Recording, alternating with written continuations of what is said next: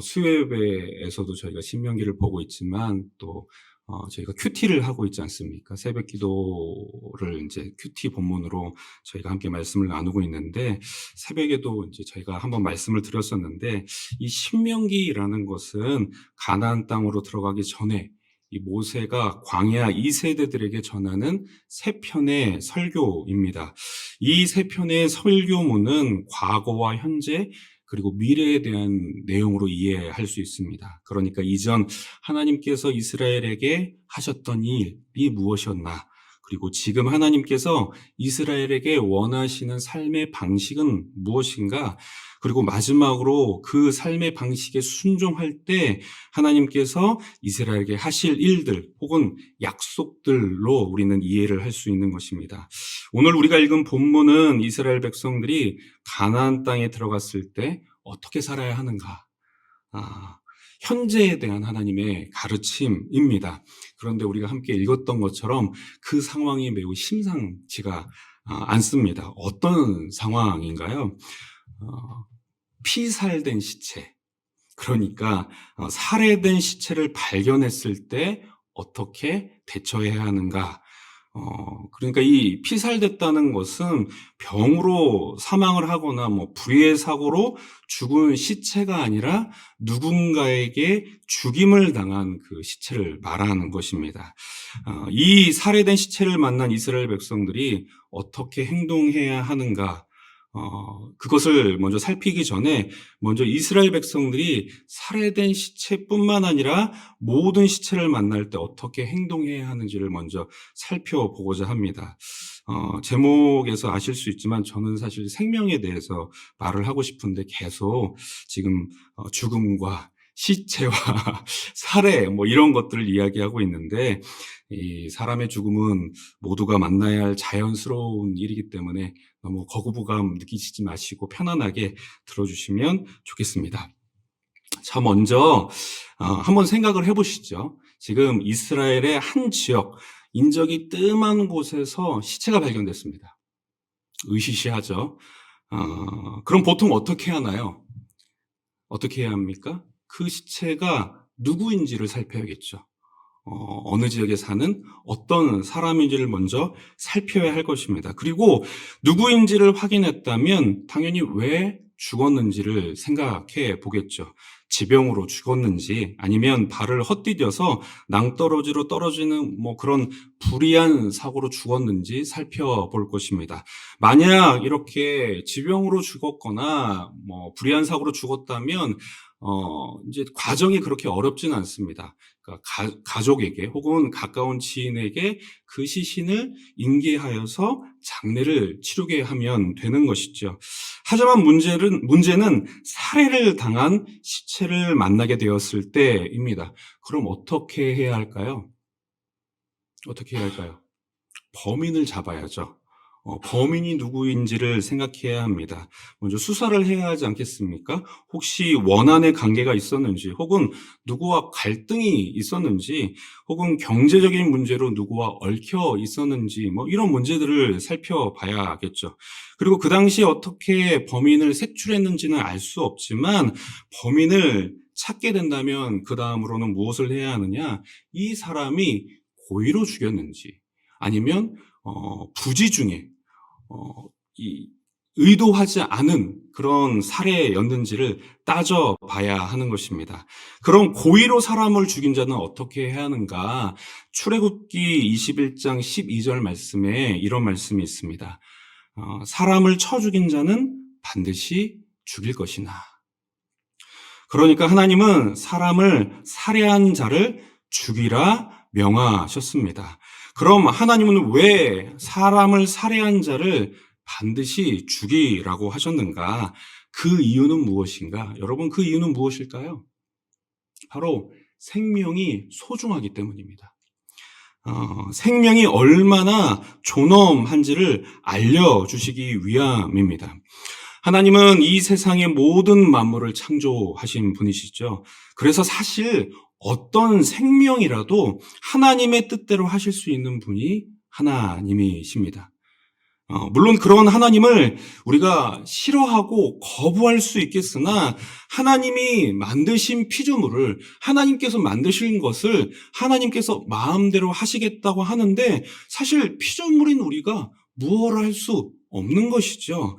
그러나 물론 우리 하나님은 그렇게 생명을 함부로 대하시는 분이 아니십니다.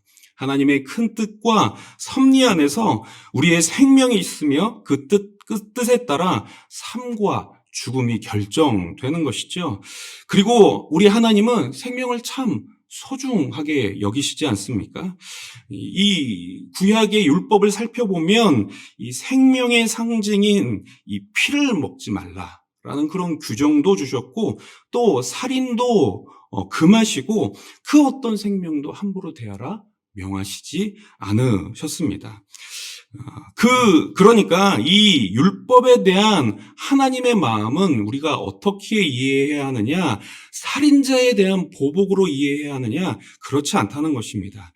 이 살인은 죽음으로 죄를 묻는 무거운 징계가 있으니까 이 징계를 두려워해서라도 살인하지 말라, 생명을 소중히 여기라 라고 우리는 이해할 수 있는 것이죠. 지금도 이와 같은 논지로 이 사형제도가 필요하다고 말을 하는 사람들이 있습니다. 그러니까 사형제도가 있어야 극악한 범죄를 조금이라도 저지할 수 있다. 이 징계가 무서워서, 사형이 무서워서 이 극악한 범죄를 조금이라도 저지할 수 있다라고 생각하는 사람이 있습니다. 또 다른 한편에서는 이 사형제도를 반대하기도 합니다. 사형의 제도가 극악한 범죄를 막는다는 그런 주장이 틀린다고 말을 하는 것이죠. 우리는 어떤 입장을 취해야 하는가? 여러분, 우리는 어떤 입장을 취해야 하는가요? 아마도 우리는 이 사회를 살아가는 구성원으로서 이와 같은 문제에 한 번쯤은 고민해 봐야 하지 않나 생각을 합니다. 우리가 잊지 말아야 할 것은 무엇이냐면 지금과 그 당시 사회와 문화에는 큰 차이가 있다는 것입니다. 그래서 그 당시 주셨던 이 규정을 그대로 적용할 수는 없다는 것이죠. 그래서 우리가 이곳에서 이제 이해해야 할 것은 무엇이냐? 이 율법에 담겨 있는 그 원리를 이해하고 그 원리가 무엇이냐? 바로 하나님께서 생명을 소중하게 여기신다. 그 원리를 우리가 이해해야 한다는 것입니다.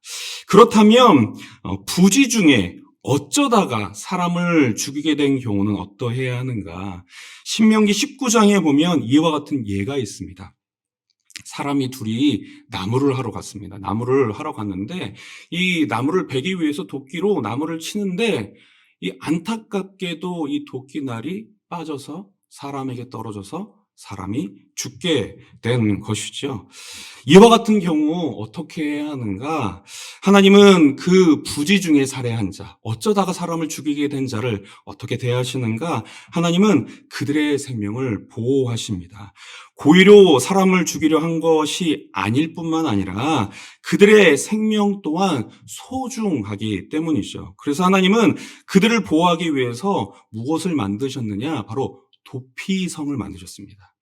이 이스라엘 지역의 곳곳에 도피성을 만드셔서 부지 중에 사람을 이 죽인 자가 도피성으로 도망할 수 있도록 혹시라도 그래도 이 자신의 가족이나 죽은 사람의 가족이나 친한 지인들은 그 죽음에 대해서 굉장히 억울해하며 불편해할 수 있지 않습니까? 그래서 혹시 모를 보복을 피할 수 있도록 이 도피성으로 도망할 수 있게 하셨습니다. 그러나 고의로 사람을 죽인 자는 이 도피성에 살 수 없었습니다. 하나님은 굉장히 세부적인 그런 규정들을 만드셨는데 만약 사람을 고의로 죽인 자가 이 도피성으로 피하게 될 때에는 사람을 죽인 자가 살던 그 성읍의 이 장로들이 그 도피성으로 사람을 보내서 이 자는 고의로 사람을 죽인 자입니다라고 증언을 하게 한 뒤 돌아와서 이 하나님의 뜻에 따라서 사형에 처하게 된 것이죠. 이처럼 하나님은 사람의 생명을 매우 소중하게 여기셨을 뿐만 아니라 우리 인간의 입장에서 봤을 때 매우 집요함과 강한 의지로 그 생명을 지키려 하셨습니다. 그러나 마지막으로 이 살인자가 누구인지 알 수 없는 경우가 있을 것입니다. 요즘으로 따지면 뭐 미해결 사건 정도로 이해가 되겠죠. 요즘과 같으면 그래도 뭐 조금의 물증만 있으면 시간이 지나면 범인을 찾는 경우가 있을 테지만 그 당시에는 아마 그것이 거의 불가능했을 것입니다. 그래서 오늘 본문에 그 답을 주고 있는데요. 2절부터 9절까지의 말씀입니다. 이 2절부터 9절까지의 말씀을 살펴보면 이 피살된 시체가 발견이 되었으나 누가 죽였는지 알 수 없다면 장로들과 재판장들이 나가서 그 피살된 장소로부터 가장 가까운 성읍이 어디인지를 먼저 파악해야 합니다.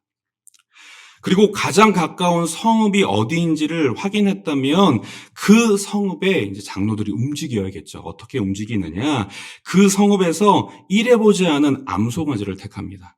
그리고 물이 항상 흐르고 밭을 일구지 않은 어떤 골짜기를 찾아가서 이 암송아지를 그곳까지 이제 끌고 가는 것이죠. 그리고 그곳에서 무엇을 하느냐? 송아지의 목을 꺾는 것입니다. 여기서 이 송아지는 살인자를 상징하는 대체물이 되는 것이죠. 그러니까 살인의 죄는 살인자의 죽음으로 그 죄값을 물어야 하지 않겠습니까? 그런데 이 살인자를 찾을 수 없으니 하나님께서 이 암송아지를 대신하여 그 암송아지의 죽음으로 그 죄값을 대신하게 하신 것입니다. 뿐만 아니라 이 성읍의 장로들이 한 행동이 더 있는데요. 어떤 행동을 하냐면 이 죽임을 당한 암송아지 위에서 손을 씻는다는 것이죠. 꼭 이 빌라도가 예수님을 십자가의 형벌을 고한 다음에 손을 씻었던 것처럼 나에게는 이 형벌에 대한 책임이 없다라고 말했던 것처럼 손을 씻는다는 것이죠. 그리고 이렇게 고백을 합니다. 우리의 손이 이 피를 흘리지 아니하였고 우리의 눈이 이것을 보지도 못하였나이다. 누가 죽였는지는 알 수 없지만 하나님 사람을 죽인 우리의 죄를 용서하시고 사람을 죽인 죄에 대한 대가를 우리에게서 찾지 마소서. 그러니까 이와 같은 과정으로 이 살해당한 장소에서 가장 가까운 성읍이 죄가 없음을 확증하거나 혹은 죄가 있다면 그 죄를 해결하는 그런 의식을 갖도록 하신 것이죠. 그럼 우리는 이 말씀을 어떻게 받아들여야 하는가? 우리가 잘 알고 있는 십계명은 영속적인 원리라고 우리는 이해할 수 있습니다. 그러니까 그때도 지켜야 하는, 문자 그대로 지켜야 하고 지금도 문자 그대로 지킬 수 있는 영속적인 계명이다라고 우리는 이해할 수 있습니다. 그러나 오늘 우리가 읽은 본문과 같은 이 세부적인 규정들은 당대에 적용된 규정이기 때문에 이 문자 그대로 지키는 것에는 문제가 있죠.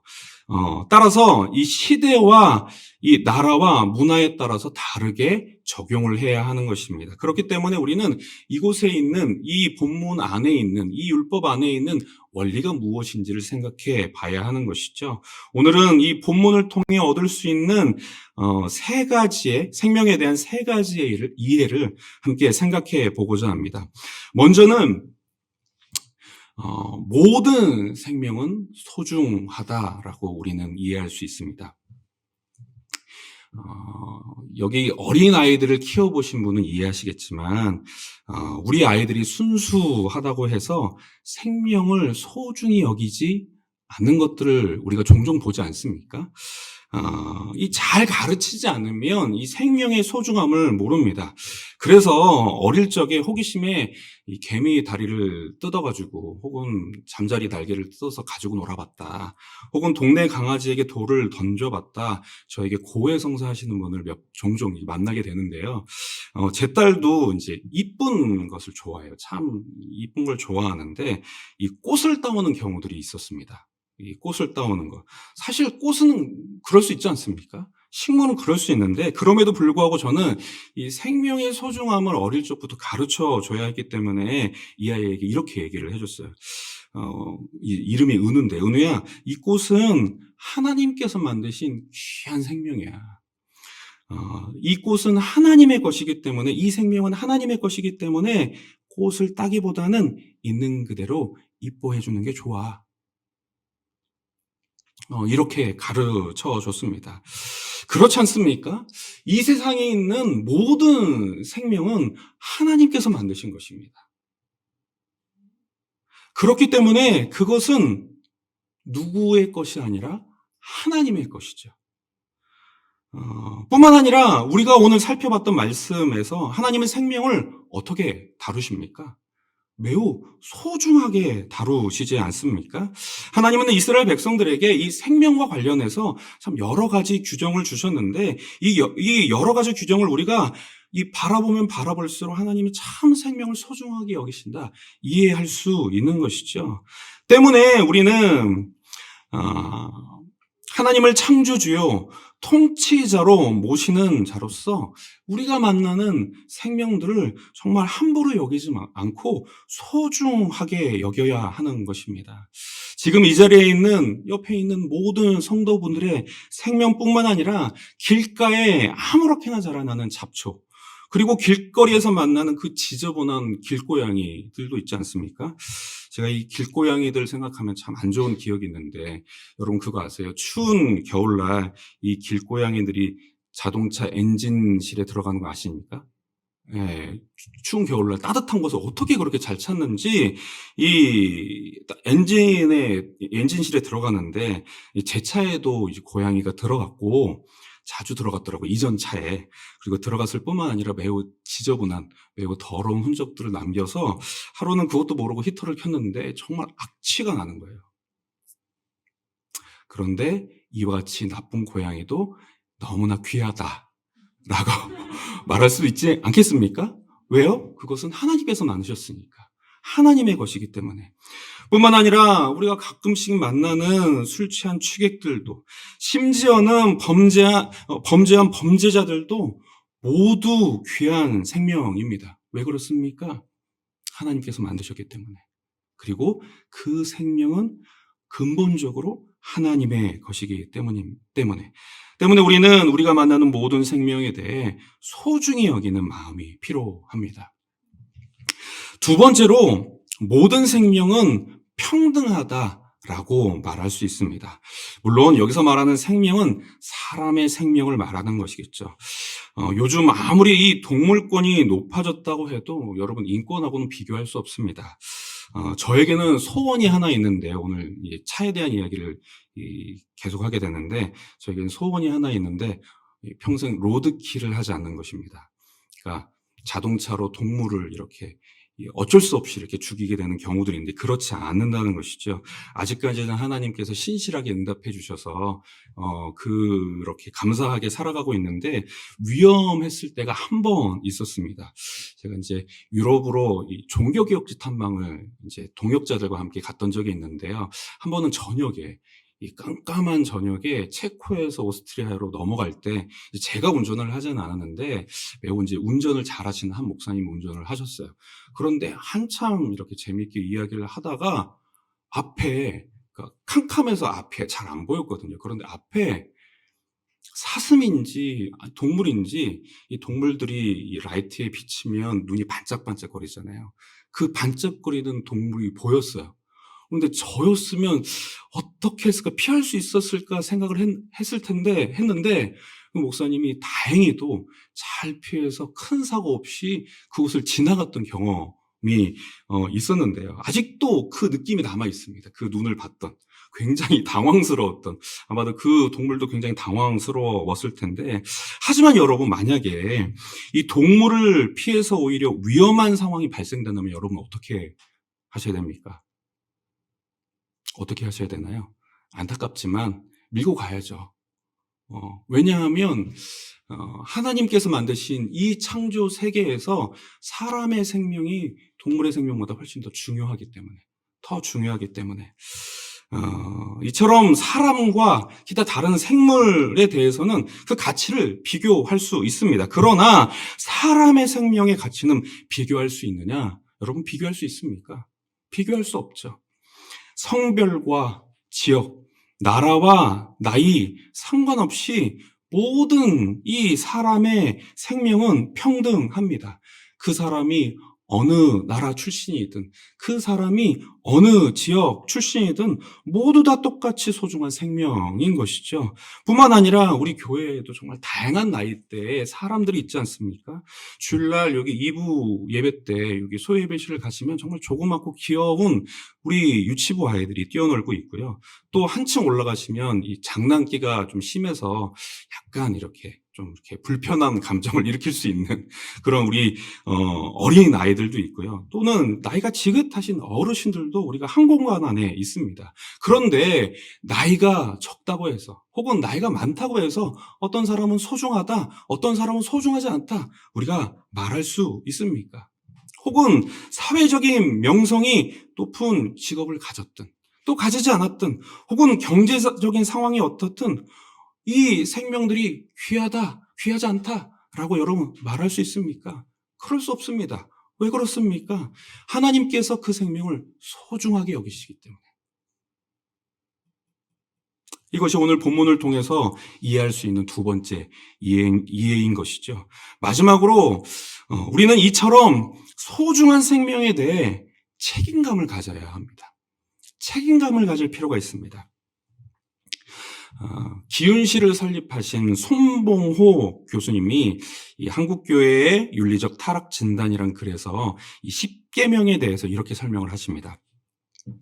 이 10계명에 살인하지 말라, 간음하지 말라라는 명령은 이웃을 향한 소극적인 사랑이고 예수님께서 말씀하신 이웃을 내 몸처럼 사랑하라는 명령은 적극적인 사랑이다.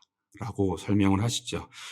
그리고 예수님도 그렇게 설명하시지 않습니까? 복음서에서 십계명과 기타 세부 율법들의 가장 핵심적인 정신을 만약 그 율법들을 이렇게 쫙 농축한다면 두 가지로 이해할 수 있는데 하나님을 사랑하는 것이요 이웃을 사랑하는 것이다. 이렇게 말씀하시지 않습니까?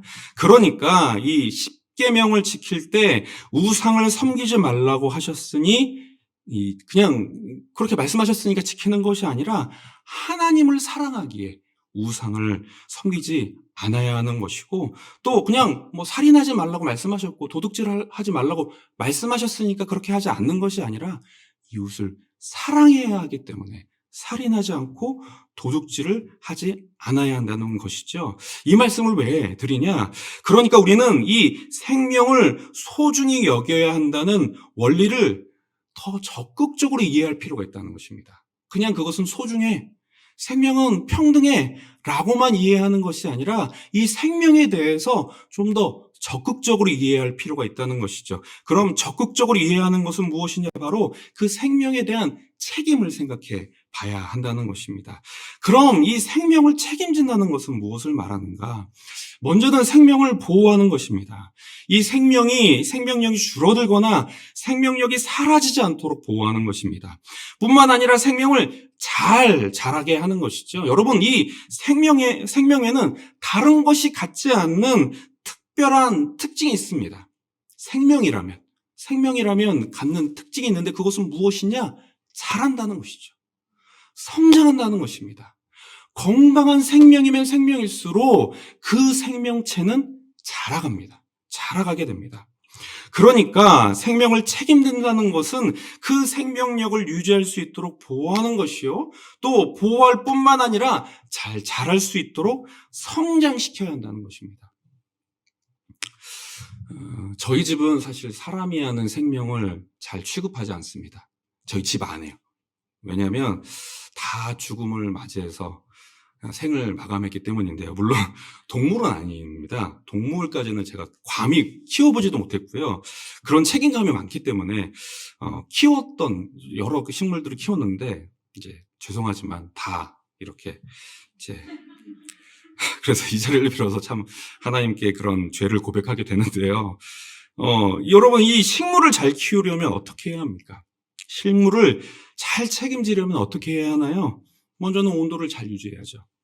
식물마다 맞는 온도가 있습니다. 어떤 식물은 추운 온도에도 잘 버티는 식물들이 있는가 하면 따뜻한 온도를 유지해야 하는 그런 식물들도 있죠. 뿐만 아니라 필요한 영양분을 잘 공급해 줘야 합니다. 그래야 생명력을 유지할 뿐만 아니라 잘 자라날 수 있는 것이죠. 그렇다면 하나님께서 우리에게 맡겨주신 생명, 우리가 책임져야 하는 그 생명들은 무엇인가? 물론 많은 생명들이 있겠지만 오늘은 국한지어서, 오늘 우리가 속해 있는 이 교회에 국한지어서 생각해 보기를 원합니다. 누구이겠습니까? 바로 우리의 자녀들 혹은 우리의 다음 세대들 아니겠습니까? 혹은 갓 신앙생활을 시작하셨거나 아니면 지금 큰 어려움에 빠진 그런 지체들 아니겠습니까? 이들은 아직 자생할 수 있는 생명력을 갖추지 못했거나 자라나는데 외부적인 도움이 많이 필요한 사람들입니다. 또는 큰 어려움 때문에 이 영적인 생명이 위태로운 사람들이죠. 우리는 이 생명을 우리의 책임으로 여기고 그 생명을 잘 보호할 뿐만 아니라 그 생명을 잘 자라도록 도와야 하는 것이죠. 여러분, 우리 이 교회에 이 유치부로부터 청년까지 몇 명의 다음 세대들이 이 예배에 나오고 있는 줄 여러분 아십니까? 지난 주일을 기준으로 약 140명. 그 사실 이제 이렇게 안 나온 사람들도 있는 거죠. 그래서 이 보면 거의 한 150명 정도 되는 이 다음 세대들이 이 교회에서 자라고 있습니다. 적지 않죠. 그렇죠? 많은 그 생명들이 여기 옆에 있는 소예배실에서 3층에서 또는 이 공간에서 예배하며 자라가고 있습니다. 너무나 소중한 영혼들이고 생명력을 갖춰야 하는 그런 영혼들입니다. 그런데 저는 사실 이제 오랫동안 다음 세대를 섬겼던 사람으로서 또 지금도 여전히 다음 세대 사역자라고 생각하는 사람으로서 이들이 처한 상황이 만만치 않음을 마주하게 됩니다. 2015년에 인구주택조사가 있었어요. 왜 그렇게 오래전에 인구주택조사를 사용을 하느냐 하시는데 이게 10년마다 해가지고 내년에 이제 하게 됩니다. 그래서 이 당시에 기독교 인구수를 살펴보면 870만이라고 하는데요. 이 전문가들이 여기서 한 150만 명에서 250만 명이 이단이라고 말합니다. 그러니까 실제적으로 한 620만에서 720만 정도가 20만 명 정도가 이제 기독교인인 것이죠. 그런데 전문가들이 예측하기를 2060년이 되면 거의 반토막이 날 수도 있다라고 예측을 했었고, 그리고 코로나를 지나면서 그것이 굉장히 심각해졌습니다. 이제 이 코로나를 지나면서 코로나 거의 이제 끝물에 이제 이런 이 교회의 정보들을 이렇게 취급하는 데이터들을 보고 연구하는 그런 연구소와 또 이제 이 대한예수교 장로회 통합 쪽에서 이런 통계들을 잘 내는데, 그곳에서 2년간 2020년부터 2년간 전국에서 이제 교인 수가 감소해서 문을 닫은 교회 수가 무려 4,000개나 된다고 합니다. 4,000교회나 되는 것이죠. 그리고 이 교회의 경우, 주일학교의 경우 학생 수가 코로나가 지나면서 30%가 감소했다. 이제 다시 나오지 않는다라고 말을 하고 있고, 또 서울 도심의 교회들을 조사했는데 이 주일학교를 운영하는 곳이 57%밖에 안 된다고 하는 것이죠. 그러니까 여러분께서 지금 이 교회를 다니시면서 이 다음 세대들이 저희가 많다고 했잖아요. 그러니까 사실 이건 비정상적인 현상인 것입니다. 한국 교회 전체를 보면 주일학교 인원이 계속 이렇게 늘어나는 것, 성도들의 인원이 늘어나는 것은 매우 비정상적이고, 그러나 이것은 우리 교회에 주신 하나님의 은혜이시긴 하지만 이 한국 사회 전체를 보면 계속해서 이 그리스도인들이 줄어든다는 것이죠. 그리고 우리 다음 세대들이 체감하는 건 더 심각하다는 것입니다. 그럼 우리 이 다음 세대들이 느끼는 그런 느낌들은 어떤 느낌이냐? 더 이상 이들에게는 우리가 느꼈던 것처럼 기독교가 다수의 종교가 아니라는 겁니다. 소수의 종교가 되는 것이죠. 우리가 살아갈 때는 그래도 적어도 반에 뭐 한 20%, 혹은 30%가 교회를 다니니까 밥 먹을 때 기도를 해도 그것을 크게 의심하지 않고 기도할 때 맛있는 그 반찬만 잘 지키면 되잖아요. 그런데 지금을 살아가고 있는 이 친구들은 기도하는 것조차 이상하게 쳐다보는 그런 환경 속에서 살아가고 있기 때문에 참 많은 저항들과 혹은 많은 유혹들을 느끼면서 살아가고 있다는 것입니다. 혹 지금 이 시대의 미국 교회와 유럽 교회를 상상해 보시면 여러분 잘 이해하실 수 있는 것입니다. 우리 이 다음 세대들이 점점 자라면서 느끼는 그런 저항감과 불편함과 소외감과 외로움이 바로 그런 느낌이라는 것이죠. 그렇기 때문에 우리는 참 고민해야 합니다. 우리에게 맡겨주신 이 다음 세대들을 우리가 어떻게 잘 보호할 수 있을까? 이들에게 맞는 온도는 어떤 온도이며 이들에게 필요한 영양분은 무엇인지를 우리는 고민해야 하는 것입니다. 감사하게도 우리에게 책임질 능력이 있어 보이셔서 그러는지 많은 영혼들을 우리에게 보내주시는데 간절히 바라는 것은 우리가 겸손히 주님 앞에 나아가 능력을 구함으로 또 지혜를 구함으로 우리에게 맡겨주신 이 영혼들을 정말 잘 책임지는 교회와 성도분들 되시길 축복합니다. 그래야 하지 않겠습니까? 하나님께서 우리에게 믿음으로 맡겨주셨고 또는 사실 개인적으로는 그런 생각도 해봅니다. 하나님께서 그럴 때 더 많은 영혼들을 우리로 하여금 책임지도록 하실 수도 있지 않을까라는 그런 부담감과 기대감을 동시에 갖게 되는데 이와 같은 그런 책임감을 가지고 살아가시는 저와 여러분들 되시길 축복합니다. 생명은 소중한 것입니다. 그 어떤 생명도 소중하지 않은 생명이 없습니다. 그리고 그 소중한 생명을 우리 가운데 맡겨주셨는데 그 귀한 생명을 마음 다해 섬기시는 저와 여러분들 되시길 축복합니다.